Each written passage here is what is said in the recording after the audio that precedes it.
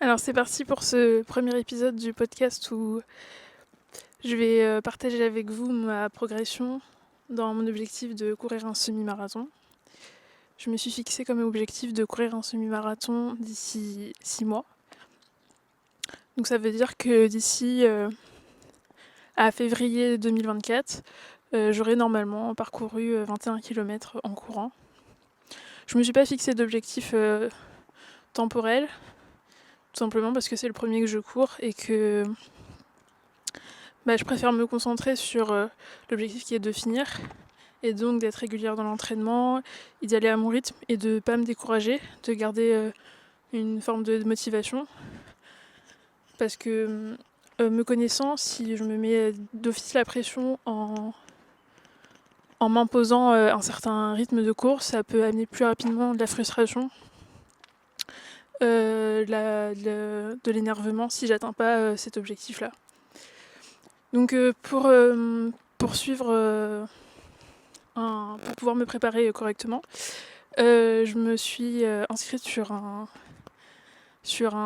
site qui s'appelle Campus Coach. Et ce site propose des programmes de préparation à un course à pied pour la compétition ou pour se remettre à niveau, se remettre en forme en course à pied. Donc moi j'ai choisi un programme de préparation au semi-marathon sur 24 semaines.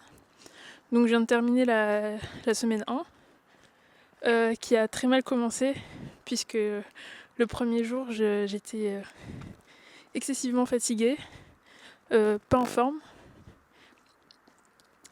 Et donc la séance n'a pas pu aboutir comme c'était prévu sur le programme.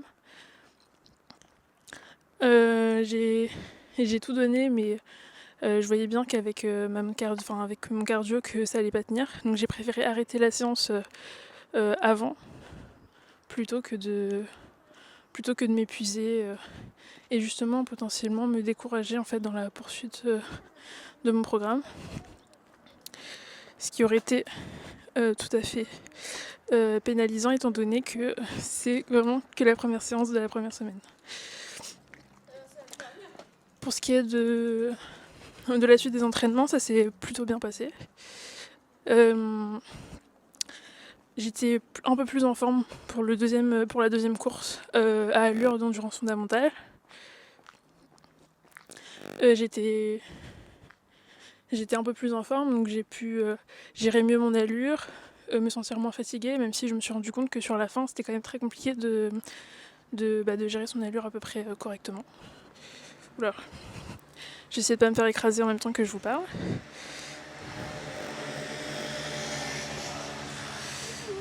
Ah, coucou. Il y a mon papa qui est passé, c'est marrant. Il aurait pu m'écraser, il aurait écrasé sa propre fille. Ça aurait été cruel pour un premier épisode. Où est-ce que je voulais en venir? Je sais plus. Oui, donc une première séance assez compliquée que j'ai arrêtée avant.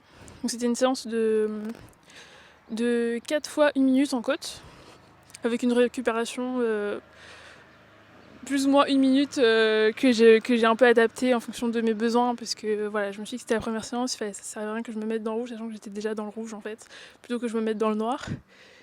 Et j'étais censée en faire 6, mais j'en ai fait que 4 pour pas juste me détruire en fait. Ça m'aurait pas fait plus avancer en fait. La deuxième séance. Ah non, je me suis trompée. Ah, ah, ah, ah. L'échec. C'est un échec.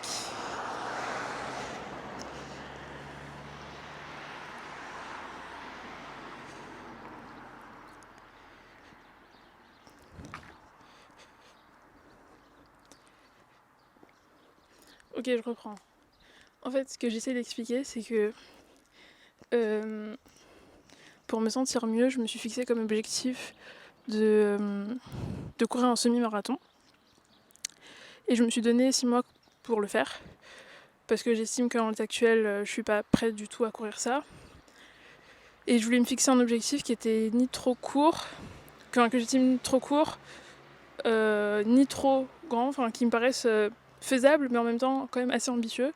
Et le semi-marathon, ça me paraît être le compromis idéal entre le marathon, donc ça me paraît vraiment trop, et un 10 km où je me dis qu'en quelques mois, je peux arriver, je pense, à courir un 10 km sans être complètement épuisée à la fin, parce que je veux pas juste franchir la ligne d'arrivée du semi, et en m'écroulant derrière, c'est pas ce que je veux. Je veux en fait me prouver que je suis capable d'avoir une bonne forme physique. Donc pour moi, courir un semi-marathon, franchir la ligne d'arrivée et être dans un état correct de forme, donc ne pas s'écrouler par terre, essoufflé évidemment, était épuisé. J'imagine que voilà, aucun athlète ne court un semi-marathon et termine frais vraiment à la fin. Mais en tout cas, être en un état quand même correct à la fin de l'arrivée. Je me prouverai de cette manière que je suis capable je me serais remise vraiment au niveau physique, parce qu'actuellement c'est assez catastrophique. Je suis épuisée en quelques secondes. Je suis épuisée en quelques secondes quand je fais des burpees, quand je fais des pompes, quand je fais du sport en fait. Quand je fais quelques courses en ligne droite, c'est catastrophique aussi. Donc là j'ai besoin de me remettre dedans, tout simplement.